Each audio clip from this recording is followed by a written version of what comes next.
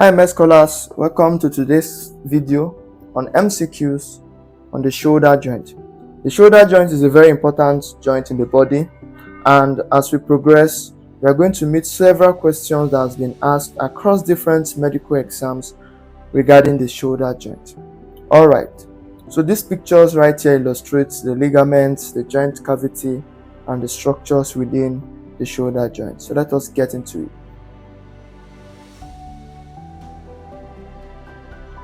Which of these is an accessory ligament of the shoulder joint? Which of these is an accessory ligament of the shoulder joint? A. Transverse humeral ligament. B. Glenohumeral ligament. C. Coracoacromial ligament. D. Coracohumeral ligament. E. Capsular ligament.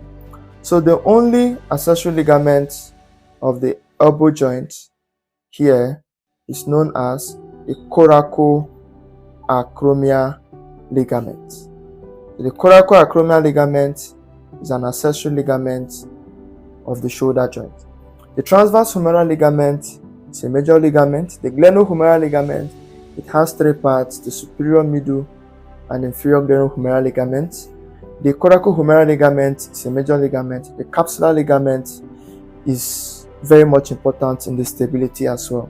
So the only option that is odd here, which is an accessory ligament, is the coracoacromial ligament. Which of the following statements is true? A. Coracoacromial arc is formed by the coracoid and acromial process and transverse humeral ligament. B. A portion of epiphyseal line of proximal humerus is intracapsular. Therefore, septic arthritis of the shoulder joint may occur following metaphyseal osteomyelitis. Option C. Supraspinatus muscle passes above the coracoacromial arc. Option D.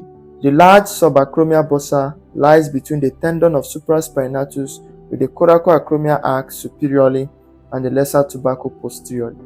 Option E. The shoulder joint is a uniaxial joint. Okay, so starting with option E, the shoulder joint is not a uniaxial joint, so this statement is false. Option D, the large subacromial bursa lies between the tendon of supraspinatus with the coracoacromial arch superiorly and the lesser tubercle posteriorly. This is false. It should be and the greater tubercle posteriorly, okay, not the lesser tubercle. The supraspinatus muscle passes above the coracoacromial arch. This is false. It passes below the coracoacromial arc. A portion of epiphyseal line of proximal humerus is intracapsular. Therefore, septic arthritis of the shoulder joint may occur following metaphyseal osteomyelitis. And this is the answer to this question. Okay? Coracoacromial arc is formed by the coracoid and acromial process and transverse humeral ligament. That is false. It is rather formed by the coracoacromial ligament, coracoid process, and acromial process. Question 3. Which of these is not a bursa related to the shoulder joint? Infraspinatus bursa, subacromial bursa, subscapular bursa, subdeltoid bursa, bursa ancerinus.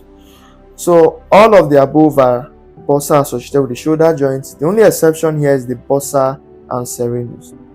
So the bursa ancerinus or the ancerin bursa is actually found at the upper medial surface of the tibia, where it separates the tendons of the gracilis, the adductor, and one of the semis, usually the semimembranosus, the semitendinosus. Alright, so that is the ancerin bursa. So that is the only option here that is wrong. Take note that another name for the subacromial bursa is the subdeltoid bursa, okay? Because the subacromial bursa extends beyond the acromion and gets below the deltoid. So it's called the subdeltoid bursa. Very, very important. The largest synovial bursa in the body is dash. A. Infraspinatus bursa. B. Subacromial bursa. C. Prepatellar bursa. D. Subscapular bursa. E. Prepatellar bursa. So of course the prepatellar bursa is wrong. So option C and E are out of it. The subscapular bursa is wrong. The largest bursa in the body is the subacromial bursa. The largest synovial bursa in the body, the subacromial bursa. Okay, what is the name of the longest river in the world? Use a brain teaser. The longest river in the world is the River Nile. It cuts across Egypt. Very, very important. Question 5. Choose the best option concerning innervation of the shoulder joint. So you have been tested on the nerve supply to the shoulder joints in this question. A. Suprascapular nerve, nervus coronari median nerve. This is wrong. The median nerve does not supply the shoulder joint. The nervus coronari does not supply the shoulder joint. B. Musculocutaneous nerve, infrascapular nerve, posterior interosseous nerve. We don't have infrascapular nerve. The posterior interosseous nerve does not supply shoulder joint. Option C. Suprascapular nerve, axillary nerve, musculocutaneous nerve. And this is the answer to the question. So remember your SAM, S-A-M, SAM, is the nerve supply to the shoulder joint. Suprascapular nerve, axillary nerve, and musculocutaneous nerve. Option D says medial cutaneous nerve of arm. It is a cutaneous nerve. Axillary nerve and suprascapular nerve. Option E, suprascapular nerve, axillary nerve, and median nerve. So the odd option is, in this option, is median nerve. So the answer is option C, suprascapular nerve, axillary nerve, and musculocutaneous nerve. They supply the shoulder joint. Which of these arteries does not supply the shoulder joint? So which of them does not carry oxygenated blood to the shoulder joint? A. Transverse cervical artery. B. Posterior circumflex humeral arteries. C. Suprascapular artery. D. Subscapular artery. E. Anterior circumflex humeral artery. So the mnemonic to help you understand the arterial supply to the shoulder joint is PASS. P-A-S-S. P-A-S-S. The P is the posterior circumflex humeral arteries. Okay. The A is the anterior circumflex humeral artery. The S is suprascapular artery, and the second S is subscapular artery. Therefore, the artery here that is not involved is the transverse cervical artery. Okay, so the transverse cervical artery is the odd option. Regarding the movements of the shoulder joint, which is incorrect? A. Flexion is performed by the clavicular head of pectoralis major and anterior fibers of deltoid. B. Extension is performed by the latissimus dorsi, posterior fibers of deltoid, teres major, and long head of triceps brachii. Option C. Abduction is performed by the supraspinatus, serratus anterior, and lateral fibers of deltoid. Option D. Adduction is performed by latissimus dorsi, sternocostal fibers of pectoralis major, teres major, and coracobrachialis. Option E. Lateral rotation is performed by subscapularis, teres major, and pectoralis major. So the wrong option here, or the incorrect answer, or the incorrect option is option E. So option E says lateral rotation is performed by subscapularis, teres major, and pectoralis major. This is wrong. Okay, so they are not involved in lateral rotation. Okay, think about lateral rotation, you think about the teres minor, the infraspinatus. So they are very much involved. Up question 8. Which is false about shoulder abduction? A. The total range of abduction is 160 degrees. That is false. Total range of abduction is 180 degrees. Option B. Abduction up to 90 degrees occurs at the glenohumeral joint. That is true. Option C. Abduction from 90 to 120 degrees can occur only if the humerus is rotated laterally. That is true. Option D. Abduction from 120 degrees to 180 degrees can occur if the scapula rotates forwards on the chest wall. Very true. Option E. The humerus and scapula move in the ratio of 2:1 during abduction. And that is, for every 15 degree elevation, the humerus moves 10 degrees and scapula moves 5 degrees, and that is true. So option B to E are all correct, and they simply explain what is called the scapulohumeral rhythm, which brings about a range of motion with respect to abduction. So the odd option here is option A, because the total range of abduction is beyond 160 degrees. It is rather 180 degrees. Question 9. Which is true concerning the range of movements of the shoulder joint? A. Maximum flexion is 75 degrees. B. Maximum abduction is 195 degrees. C. Maximum extension is 45 degrees. D. Maximum adduction is 55 degrees. E. It permits lateral rotation up to 55 degrees. Alright, so maximum flexion within the shoulder joint is 90 degrees, not 75. So option A is out. Option B, maximum abduction is 195 degrees. That option is wrong because maximum abduction is 180 degrees.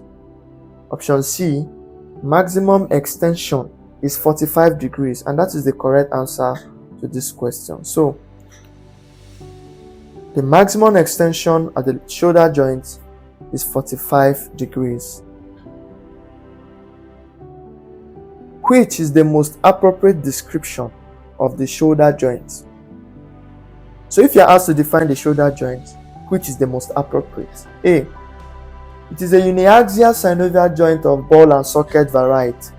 It is not a uniaxial joint. Permits wide range of motion. That makes option A wrong. B.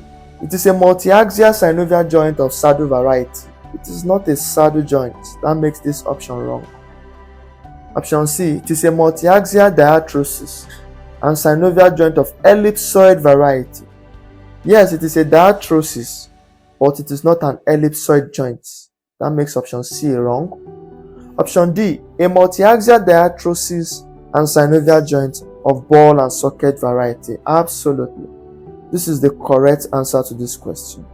The shoulder joint is a multiaxial joint of the ball and socket variety because the head of humerus is like a ball fitting into a socket known as a glenoid cavity. So we have this brain teaser here. Where is the boiling lake located? Where is the boiling lake located? Okay, well, the boiling lake is located in southern Dominica. Alright. Question 11.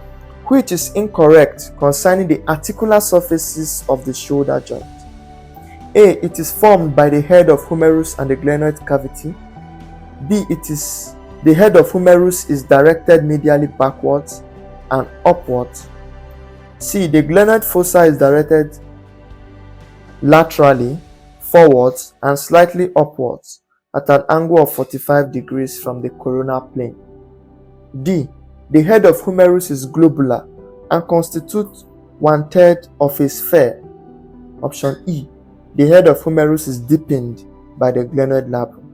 So the incorrect option here is option E. So option E is the answer to this question because the glenoidal labrum helps to deepen the glenoid cavity and not the head of humerus. The head of humerus is globular and constitutes 1/3 of a sphere. That is true about the head of humerus. The glenoid fossa is directed laterally and forwards, and slightly upward at an angle of 45 degrees. The head of humerus is directed medially backward and upwards. So the rest options are actually correct, but the only option that is wrong is option E. Question 12. Which of these is not part of the shoulder joint complex? Which of these is not part of the shoulder joint complex? A. Glenohumeral joint, it is. B. Coracoacromial joint, it is. C. Acromioclavicular joint. D. Sternoclavicular joint. E. Scapulothoracic articulation or scapulothoracic cage. So the glenohumeral glenohumeral joint is part of the shoulder joint complex.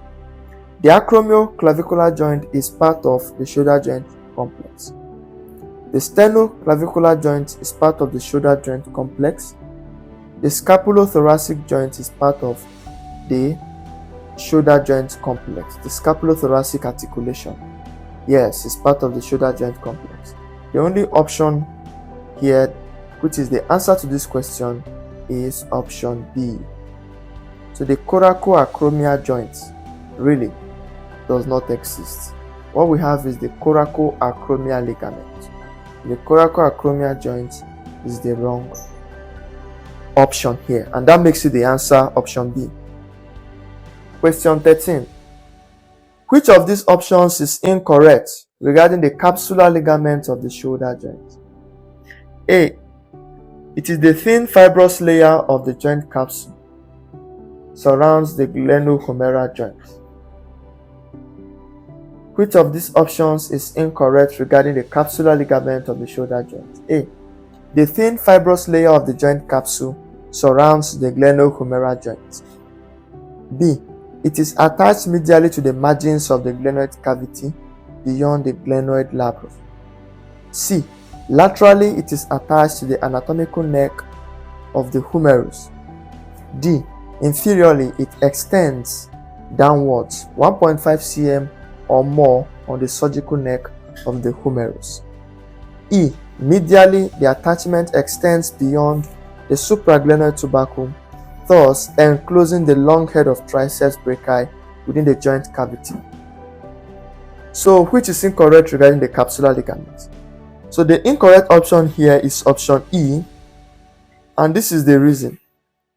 Yes, it extends medially beyond the supraglenoid tubercle, but it encloses the biceps brachii, the long head of biceps brachii, not the long head of triceps brachii. So this is the catch in this question. So triceps brachii made option E incorrect. So option E becomes the answer to question 13. Question 14. Which of these is false concerning the synovial cavity of the shoulder joint? Which of these is false concerning the synovial cavity of the shoulder joint? A. It is lined by a fibrous membrane. B. It forms tubular sheath around the tendon of biceps brachii where it lies in the bicipital groove of the humerus. Option B is correct. C. It communicates with subscapular and infraspinatus bursae around the joint. Option C is correct. D. An opening exists in the joint capsule between the tubercles of the humerus for the passage of tendon of long head of biceps brachii. Option D is correct. E. An opening is situated in the joint capsule inferiorly to the coracoid process to allow communication between the synovial cavity and subscapular bursa, and another opening lies posteriorly to allow communication between synovial cavity and infraspinatus bursa. Option E is also correct. So the only option that is wrong is option A. It is lined by a fibrous membrane. It is lined by the synovial membrane, not a fibrous membrane. So it is lined by a synovial membrane and not a fibrous membrane. So option A is the correct option. Question 15. Which is true about the glenohumeral ligaments? Which is true about the glenohumeral ligaments? A. There are 3 thickenings posterior to the joint capsule. No, the 3 thickenings, they actually lie anterior to the joint capsule. So option A is out. B. The glenohumeral ligaments are all visible from the exterior of the joint. No. They are not visible from the exterior. Option C. There are 3 thickenings anterior to the joint capsule. Yes, they are all anterior, called lateral, superior, and inferior glenohumeral ligaments. No, we don't have lateral. So option C is wrong. Option D. There are 3 thickenings anterior to the joint capsule called superior, middle, and inferior glenohumeral ligament. And that is the answer to this question. It's a very, very correct option. So there are 3 glenohumeral ligaments, and they are superior, middle, and inferior glenohumeral ligaments. Option E says only the middle and inferior glenohumeral ligaments can be seen from the interior. All of them can be seen from the interior. Okay. Yes, another brain teaser. What is the name of the only bird that can fly backwards? Okay, think about that. It's a peculiarity of the hummingbird. So the hummingbird is the only bird that can fly backwards. Question 16. The area between the superior and middle glenohumeral ligament is known as. The area between the superior and middle glenohumeral ligament is known as A. Foramen of Usmle. Not at all. The foramen of Usmle is the epiploic foramen, or the adductus to the lesser sac. Okay. B. Foramen of Monro. No, the foramen of Monro is the interventricular foramen. And in the flow of CSF, the CSF flows from the 2 lateral ventricles through the foramen of Monro into the 3rd ventricle. So option B is wrong. Option C, Jacobson's canal. Not at all. The Jacobson's canal is actually found in the base of the skull, and it transmits a nerve. Option D, foramen of wet breast. The foramen of wet breast is the correct answer. So the area between the superior and middle glenohumeral ligament is known as the foramen of wet breast. What is the clinical significance? It is an area of weakness within the shoulder joint. So anterior dislocation of the shoulder joint most likely occurs at this region. That region is called the foramen of wet breast. Option E says foramen of Burch-Dallek. Foramen of Burch-Dallek is found within the diaphragm, and it is one of the openings through which you can have herniation. So you see more of that in diaphragmatic hernia. That's the foramen of Burch-Dallek. Question 17. Which of these is incorrect about the glenoidal labrum? A. It is a fibrocartilaginous rim. That is true. B. It covers the margins of the glenoid cavity. That is true. C. It is an osteofibrous sac. Very, very wrong. Option C is the correct answer. It is not an osteofibrous sac. Okay. Option D. It increases the depth of the glenoid cavity. Absolutely. Option E. Its representative in the hip joint is the acetabular labrum. Yes. So the glenoidal labrum is to the shoulder joint, what the acetabular labrum is to the hip joint. Question 18. Irritation of the peritoneum underlying the diaphragm from any surrounding pathology causes referred pain in the shoulder. That is known as A. Shoulder paresthesia. That is false. B. Shoulder tip pain. C. Shoulder hyperesthesia. That is false. D. Adhesive capsulitis. That is false.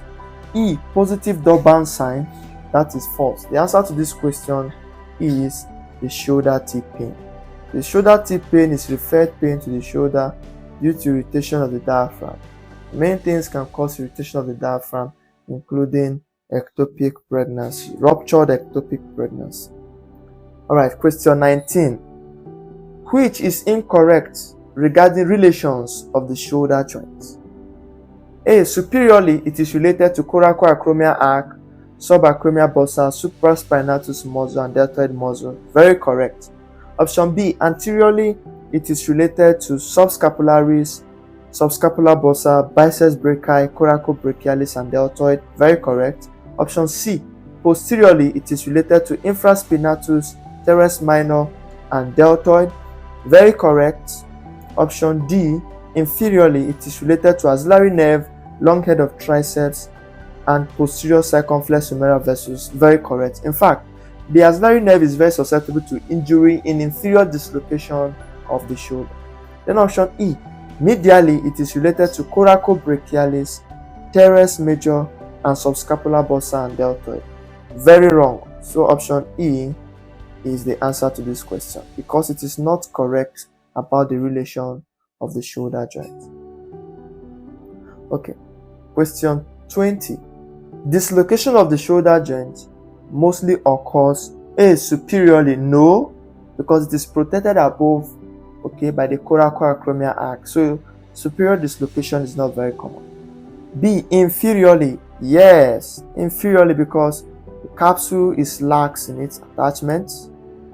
Okay, inferiorly. So, and again, inferiorly, there's no major support to the shoulder joint. So therefore, dislocation of the shoulder joint mostly occurs inferiorly. Anteriorly, it can occur, but not very common, usually through the foramen of wet breast. We call that anterior dislocation of the shoulder. Alright. Okay, another brain teaser. Chocolates for you if you get the right answer. Where is the driest place in the world? Where is the driest place in the world? Okay. Which continent? North America. Okay. So Chile is located in Chile. The Atacama Desert in northern Chile is the driest place in the world. The Atacama Desert in northern Chile is the driest place in the world. History has it that some parts of this desert has not received rainfall since 400 BC. Alright. If you want to be dry, you go to the Atacama. Question 21. Which of the following is a clinical presentation of shoulder dislocation? A. Shoulder pain. B. Prominence of shoulder tip. C. Hollow in rounded contour of the shoulder. D. Anterior drooping of the shoulder. E. Loss of stator reflex on ipsilateral side. Okay, so this question should be, which of the following is not a clinical presentation of shoulder dislocation? So it's which of the following is not a clinical presentation of shoulder dislocation? A. Shoulder pain. Of course it is. B. Prominence of shoulder tip. Of course it is. C. Hollow in rounded contour of the shoulder. Yes, of course it is. Option D. Anterior drooping of the shoulder. And that is the answer to this question. So anterior drooping of the shoulder is not a presentation of shoulder dislocation. You see anterior drooping of the shoulder in cleidocranial dysostosis. So in cleidocranial dysostosis, in which there is congenital absence of the clavicle or poorly formed clavicle, the shoulder is drooped anteriorly. Okay? Alright. E. Loss of stator reflex on ipsilateral side. Of course, in newborn and in infants, the stator reflex can be lost on the affected shoulder because of the affected shoulder. Okay? Question 22. Which is false concerning frozen shoulder? A. It is also known as adhesive capsulitis of the shoulder joint. That is very true. B. It is characterized by pain and uniform limitation in all movements of the shoulder joint. That option is also true. C. The condition is generally seen in individuals within 40 to 60 years of age. That is true. Option D. Usually there are no radiological changes in the joint. That is also true. Option E. Durban sign is usually elicited. No. Option E is false, and that is the answer to this question. Durban sign is not usually elicited in adhesive capsulitis or frozen shoulder. You see Durban sign in subacromial bursitis, usually a complication, okay, that follows calcific supraspinatus tendinitis. So Durban sign is not seen in adhesive capsulitis of the shoulder joint. Question 23. Which is incorrect concerning rotator cuff disorders? A. It usually occurs in males after 50 years of age. That is true. B. In subacromial bursitis, pain occurs in most people during 60 to 120 degrees of abduction, known as the painful arc syndrome. That is correct. Option C, calcific supraspinatus tendinitis is a rotator cuff disorder. That is correct. Option D, subacromial bursitis occurs following irritation of the subacromial bursa by aluminium salts from overlying bone. This is the catch in this question.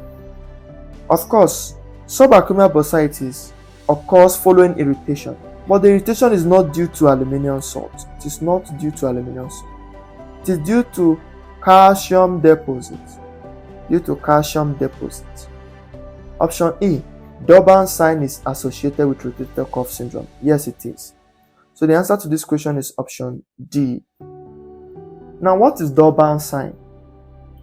Durbin sign is elicited in subacromial bursitis. Subacromial bursitis is part of the spectrum of rotator cuff disorders. What happens? Okay, the patient is asked to adduct the shoulder, adduct the shoulder, and after adduction of the shoulder, the pressure is applied over the deltoid. That's where your regimental badge is found. And what happens? And the patient feels pain, severe pain. But this pain disappears with abduction of the shoulder. So once the patient is asked to abduct, following abduction, the same pressure is applied over the deltoid area and no pain is felt. This is what is called a Durbin sign. Okay, if this phenomenon occurs, it is called a positive Durbin sign. And if it is absent, it is called a negative Durbin sign. That is typical for subacromial bursitis. 24. The strongest ligament of the upper limb is... the strongest ligament. That is interesting. Option A, coracohumeral ligament. That is wrong. Coracoclavicular ligament. Option C, transverse humeral ligament. Option D, annular ligament of superior radioulnar joint. Option E, acromioclavicular ligament. So the answer to this question is the coracoclavicular ligament. It is the strongest ligament of the upper limb and is also important for the transmission of weight, okay, within the upper extremity. The coracoclavicular ligament has two parts. It has a conoid part and a clavicular part. They all extend from the coracoid process to the clavicle. So on the clavicle, they attach on the clavicular, on the trapezoid ridge of the clavicle and the conoid tubercle of the clavicle. Question 25. The most commonly dislocated joint in the body is the shoulder joint. That's the peculiarity. Is the shoulder joint. Superior radioulnar joint is false, inferior tibiofibular joint is false, knee joint is false, sternoclavicular joint is false. So the most commonly dislocated joint is the shoulder joint. Okay? Keep your shoulder joint safe, avoid dislocation. Alright, another brain teaser. Which city is the most populated in the world? It's Japan. It's in Japan. The most populated city in the world is Tokyo in Japan. Tokyo in Japan. It's also the largest city in the world. Thank you very much for watching this video. If you found this video helpful, hit the subscription button and kindly leave a comment in the comment section. Anticipate more MCQs that would aid your understanding of topics and enhance your performance in professional exams. Thank you.